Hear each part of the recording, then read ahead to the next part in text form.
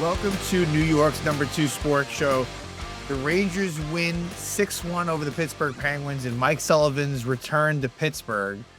So, game one at Madison Square Garden against the Penguins obviously was not a good game for the Rangers. They got shut out. They're able to make up for that in this game against Pittsburgh. And Mike Sullivan gets a nice tribute. He was there for 10 years, won a couple of Stanley Cups there. So, it meant a lot to him. And getting it out of the way quickly. I mean, right, just in terms of playing Pittsburgh in the first game and then going back to Pittsburgh in the third game. But a lot of good things here. And look, let's be honest. The Sabres and the Penguins, no disrespect to them, they're unlikely to be playoff teams, right? So that's the first part of it. But look, Vincent Trocheck, he's out week to week. So we talked about him getting injured against Buffalo, and it turns out that he will miss time. And this was the first game he missed as a Ranger. So, in what is the beginning of the fourth year, as a New York Ranger, Vincent Trocheck, his consecutive game streak comes to an end. So if he's to miss time, it's something somewhat serious. And that's why they're terming it. It's not day to day, it's week to week. So we'll see when he returns, and that's a big loss, but, they're able to make it work. And so the lineup, what they did was Mika Zibanejad moved from JT Miller's wing to the center spot, which had been Vincent Trocheck's, and Zibanejad was in between Panarin and Lafreniere. In the old Zibanejad spot where he was next to JT Miller is Connor Sheary. He moves up with Miller and Cooley. And then Juuso Parssinen enters the lineup. They could have went with Parssinen or Bradzinski. They went with Parssinen, and he's on the wing with Laba centering Radish. And then, of course, you have Carrick centering Edstrom and Rempe. And then while we're at it, on defense, Carson Soucy took a nasty fall into the boards. Looked like it might have been a concussion. Certainly didn't look, was woozy at the very least. Was able to get up on his own power and go to the locker room, but you kind of knew it wasn't going to be great. And he left the game in the second period. That's when it occurred. And then it was announced going into the third that he wouldn't return. And I would say with the quick turnaround with the Rangers having a back-to-back home against the Caps, real good chance that Carson Soucy is out. And so we're likely to see Matthew Robertson in his first appearance of the season in game 4. So not a great start by the Rangers, right? Like, as much as, 6-1, Rangers were very good in the final 40 minutes. Like, second period, they were great. Third period as well. First period, not so much. Now, on the score sheet, Rangers were up 1-0 after the first, but they were outshot 9-4. Not a whole lot of juice from the Rangers, not a whole lot of offensive activity, and Pittsburgh just wanted it more. They did. But luckily, the Rangers, again, came out on top out of that period. And the special teams was very good in this game. Penalty kill's been a constant. And you know what? It reminded me, because the first goal actually was a shorthanded goal. Now, at 7:17, Parssinen trips Erik Karlsson. 23 seconds later, Mika Zibanejad scores his first goal of the season, a shorthanded goal from Carrick and Fox. And so it reminded me, like, wait a minute, last year the Rangers scored a fuck ton of shorthanded goals, which they did. And it had me thinking, like, the Rangers are more effective as far as offensive creativity and chances with a man down than on the power play. But regardless of all that, penalty kill was 4 for 4 in this game. And even the power play makes contributions, but we'll get to that in a moment.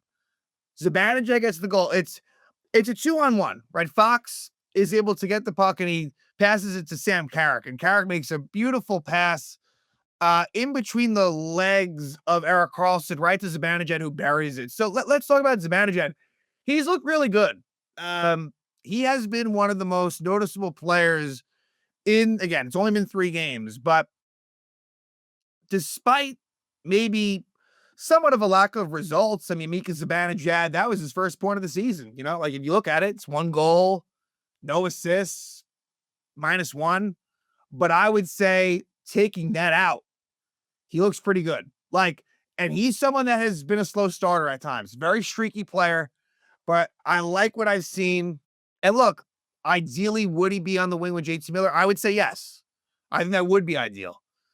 You hope that, like it's interesting. As much as him and Panarin have been teammates since Panarin signed with the Rangers before the 1920 season, they really haven't, been on the same line a whole lot, right? I mean, it's been, whether it was Ryan Strome or Vincent Trocheck, had primarily been Filipino a little bit, was the center for Panarin, and Zibanejad was mostly with Kreider that whole way through, right? And Buchnevich and whatever you want to call it. Obviously, they have a lot of time together on the power play. But the point I'm trying to make with Zibanejad is, despite the change in line mates, he still looks active, showing a little bit of physicality, even just getting in there. There was, a play where someone took a hit unnecessarily, and Zibanejad was the first one in there, which is great to see. So one of the Rangers right there.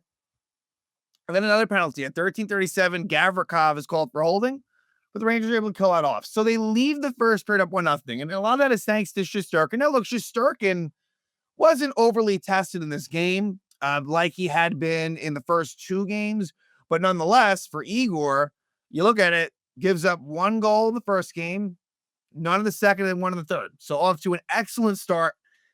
And I do think that we're going to see Jonathan Quick against the Capitals. Now, that has me a little bit nervous, right? I mean, Quick on the one hand, Quick is still capable of really like stealing the game, but he's also equally capable of just completely shitting the bed. So we'll see what Jonathan Quick the Rangers get, if that is the case. Nothing's confirmed, but I'd have to believe that it's going to be Quick on a back-to-back. So one of the Rangers after one, luckily, didn't exactly deserve it. And then in the second, Penguins actually tied up. At 3:04, Ben Kindle scores his first NHL goal, assisted by Caleb Jones. And it's a play where Gavrikov tries to get to JT Miller. It's sort of a misconnection. Miller loses control of the puck, and Kindle goes down the other way. Kind of innocent wrist shot and in. Probably not a great goal by Shesterkin, if we're being honest, but hey, he's entitled to that. He's been fantastic so far, but it ties it up at 1. But the good thing is just a little more than 3 minutes later, the Rangers respond, and it's Adam Fox, who probably was the star of the game. And there's many individual performances we're going to talk about, right? Just kind of going through it all here chronologically. But Adam Fox scores, at the time, his second goal of the season, first non-empty net goal, with the fourth line. And you know what? Like, I'm going to call it the fourth line, but in a lot of ways, it's, again, like, I don't know, you could call it even a third line, in my opinion. But it's easier to call it the fourth line, the Carrick line. Adam Edstrom makes a nice play towards the net, tries to find Matt Rempe, unsuccessful. Edstrom regains control of the puck, finds Fox towards the point. And I think it might have been Carrick who might have been providing his screen.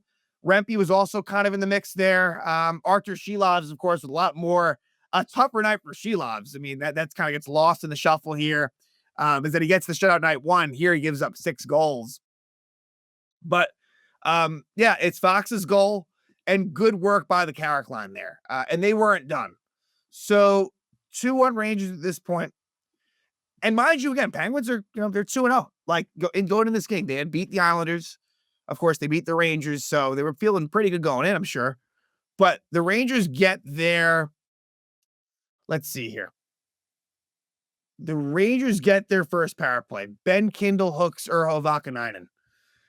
And the second unit is the one that gets it done, right? And the second unit, they weren't on for long. And, I've been kind of saying, look, first unit, who they do eventually get a goal. We'll talk about that. But the second unit, like, I don't know. Those individuals deserve more opportunity, whether you want to have it be more of a 50-50 split or if you want to mix it up between first and second units.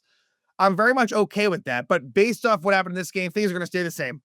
But it's Will Cooley who scores his first goal of the season, power play goal assisted by Connor Sheary. And I'm going to call him, it makes it easier for me to say Sheary. That seems like what the announcers are saying. I know Connor Sheary had, made the correction that it should be pronounced Sherry.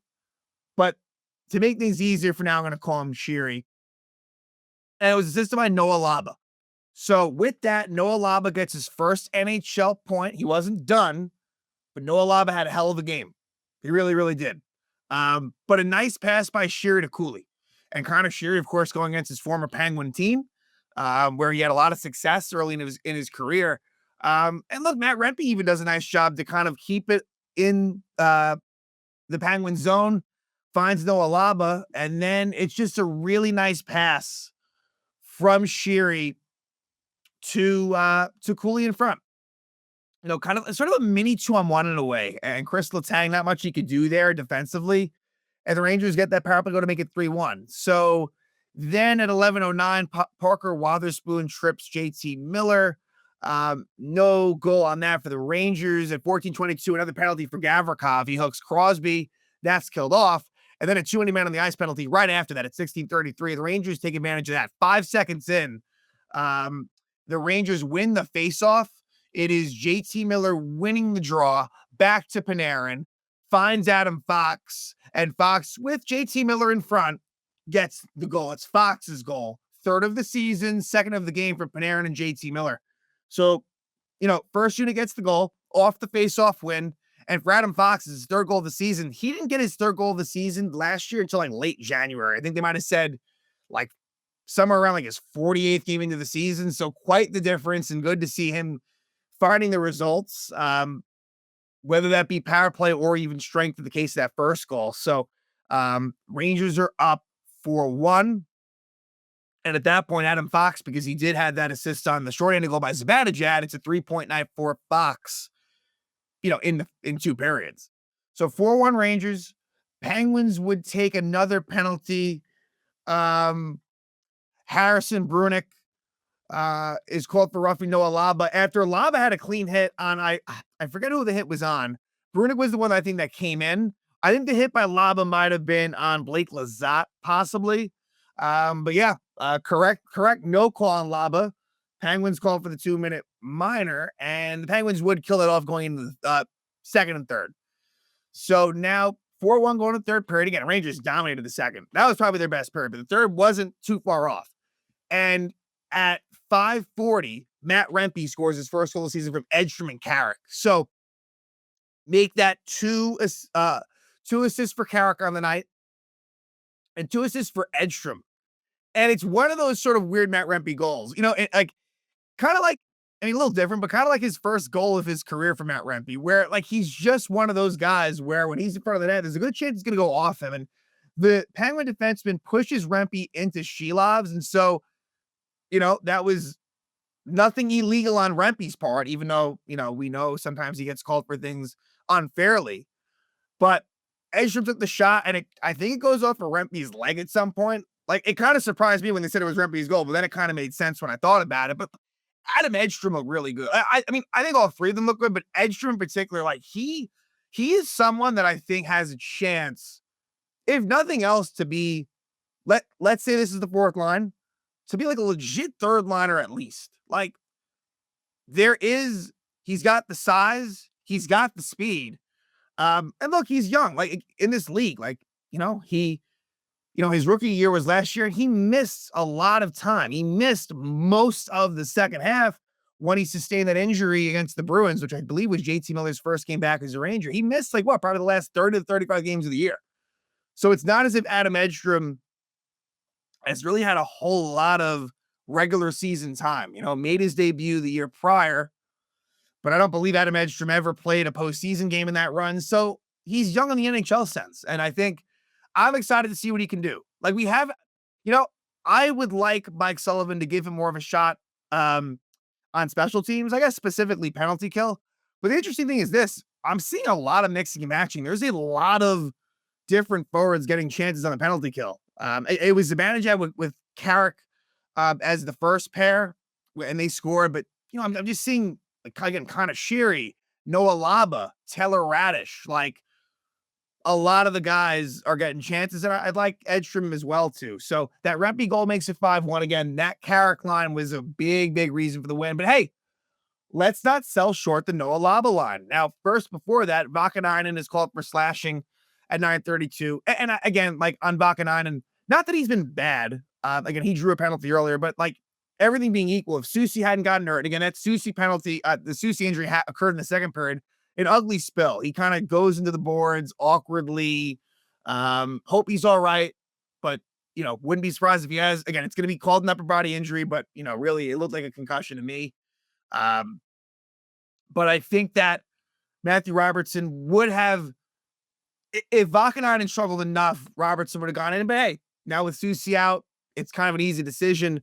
And it's a chance for Matthew Robertson to show something, right? He is clearly the seventh defenseman on this team, but if he does show something, then you never know, right? When it comes to, let's just say, a situation between Robertson and Vakanainen. Anyway, Rangers kill off that penalty.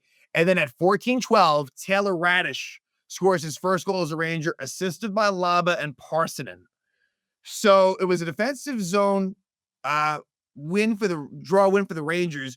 And Laba does most of the work. Shows speed, shows strength, and a really nice pass to Radish, who buries it. So, yeah, Noah Laba looking good.